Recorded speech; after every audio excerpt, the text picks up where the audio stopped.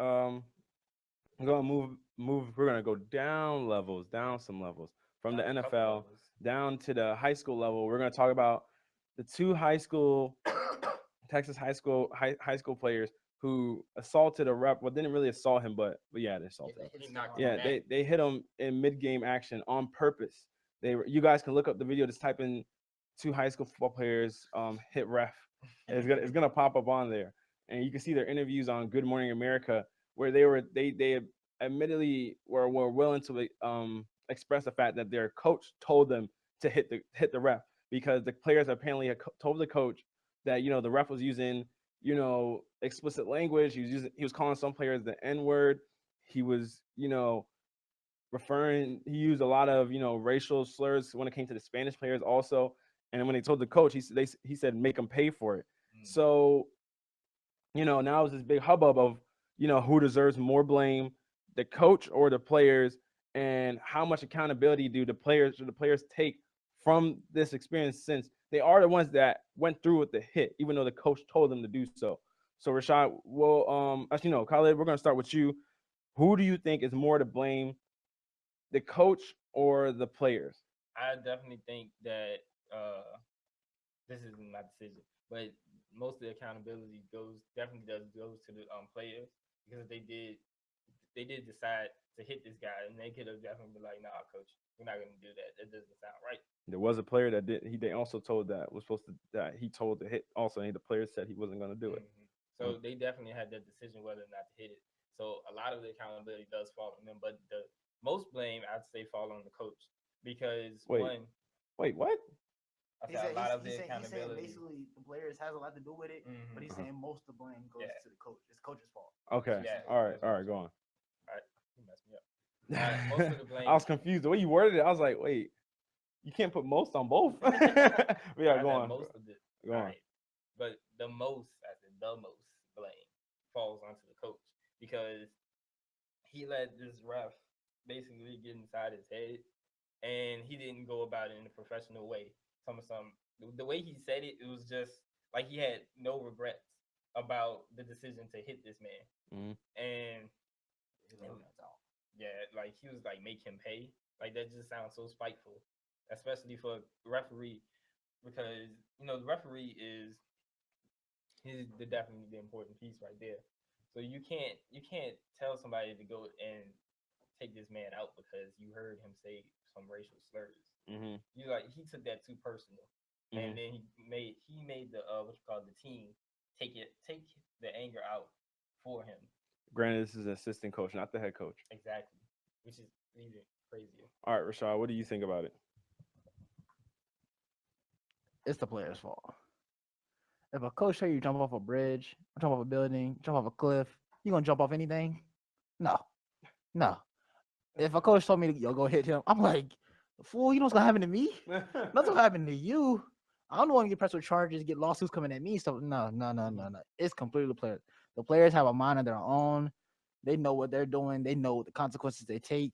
I mean, you can sit here and tell, man, I can go hit somebody, like walk out, hit somebody, and be like, oh, he told me to do it, and I have a good reason because the coach was saying stuff, or the ref was saying something, or the dude was saying something, and then be like, that gives you the obligation to hit somebody, like freedom of speech. They can say what they want to say, like basically First Amendment. But I mean, it depends how you take it, how much.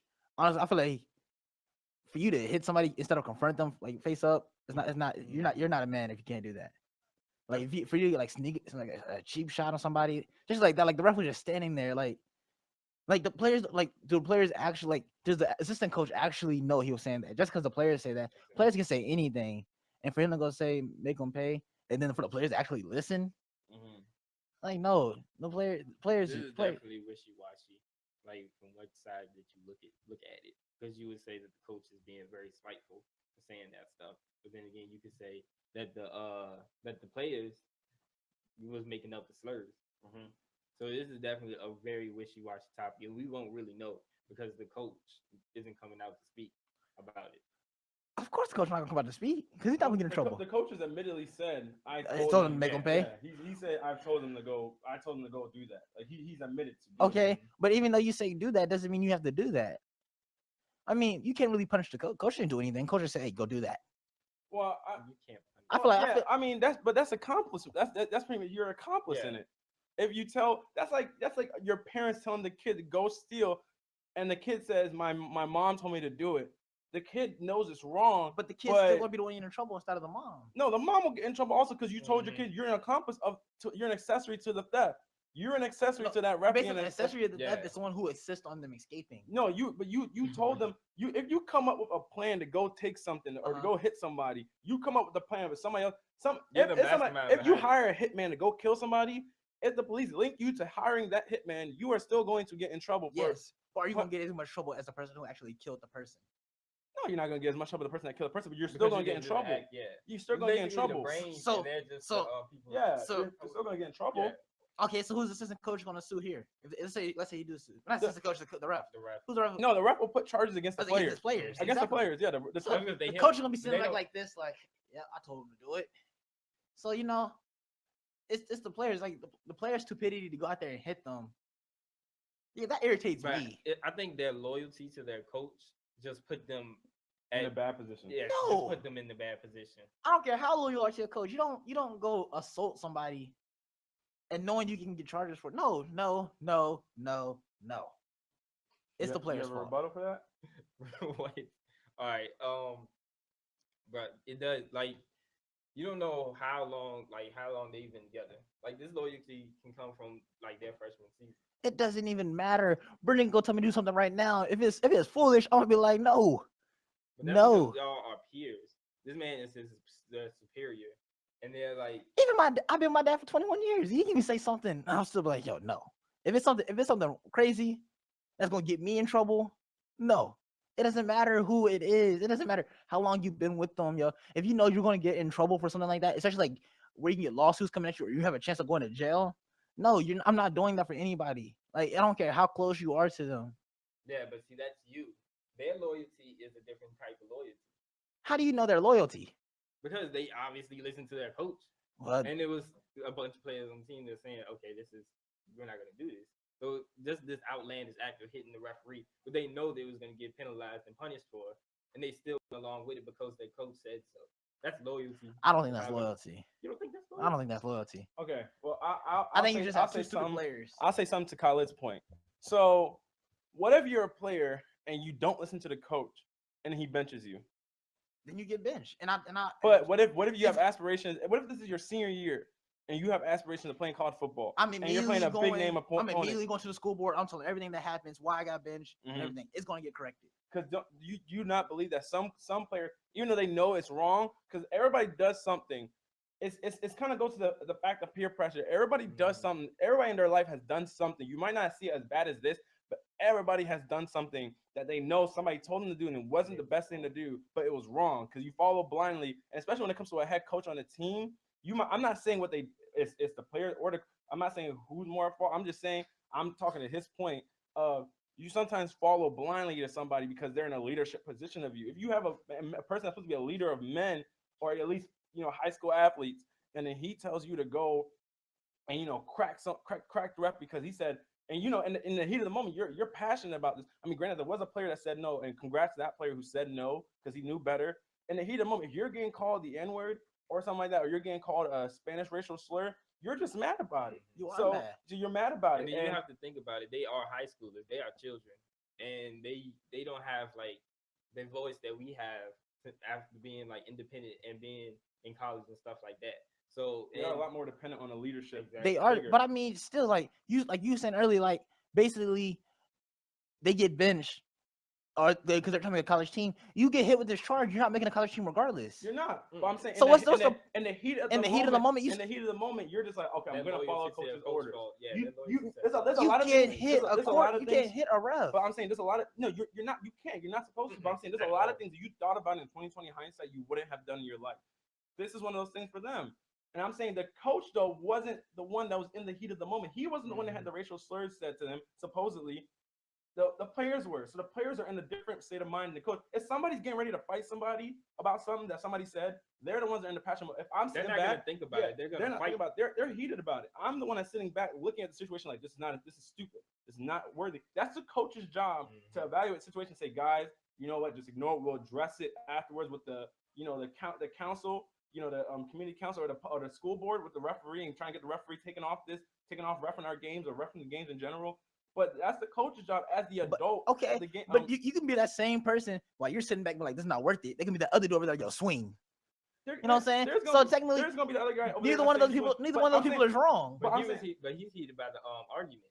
He's in that mindset that he's gonna fight, and he's already like his adrenaline's already rushing. He's gonna be ready to fight, even though you're sitting back like I'm not gonna do this.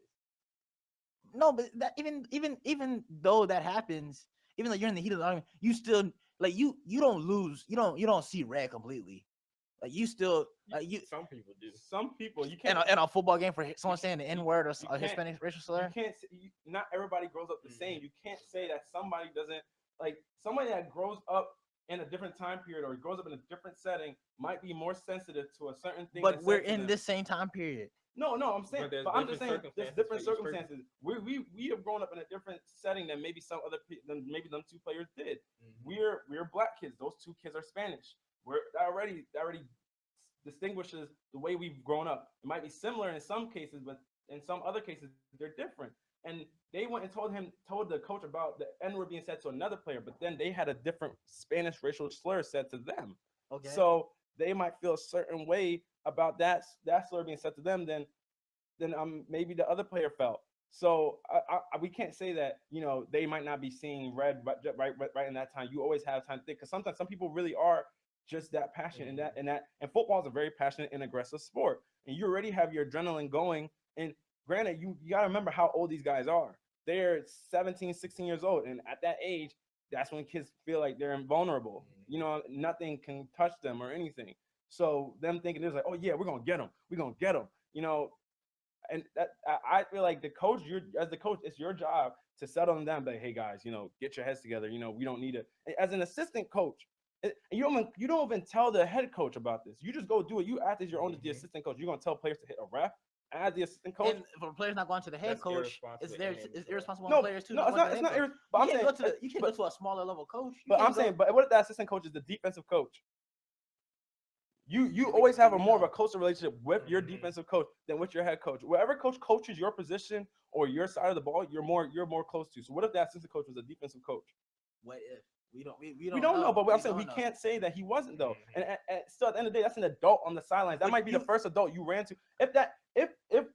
If I am playing, if I just finished the plane, I'm over here by Khalid. I'm gonna talk to Khalid instead of running all the way over here to you to tell you what just happened to me. If you're an adult right here next to me after the play just happened, I'm gonna tell him, hey, you know, this ref said this to me, this and that. You're the adult that's right next to me. And sometimes, you know, as a safety, you're back. They're both safeties. Yeah. You're back there, and the coach that's I know from you right there. There is always the coach that's gonna be right there. And if that first coach was the assistant coach that was there, you're going to talk to him first. You're not going to run all the way to the line of scrimmage where the head coach normally is, because he's lined up with the ball looking at the play from the start. So normally where the head coach is, you're not going to run all the way up there. If you're the safety, you're going to be back there with the defensive coach who's watching the play happen from the back, because he's watching the defense, while the head coach is watching the point of attack on both sides of the ball.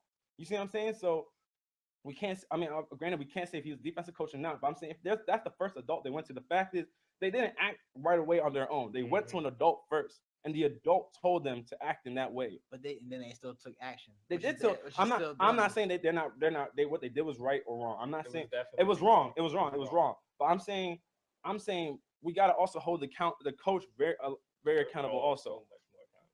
You know what I'm saying? Because that's just irresponsible and immature for you to tell your players as an adult to go hit the ref. You know it's wrong. Mm-hmm. And you know that they're going to be penalized for it, and you might not get any of it, much of anything of penalties. Yeah, but it's just so irresponsible on his behalf. Yeah, man. But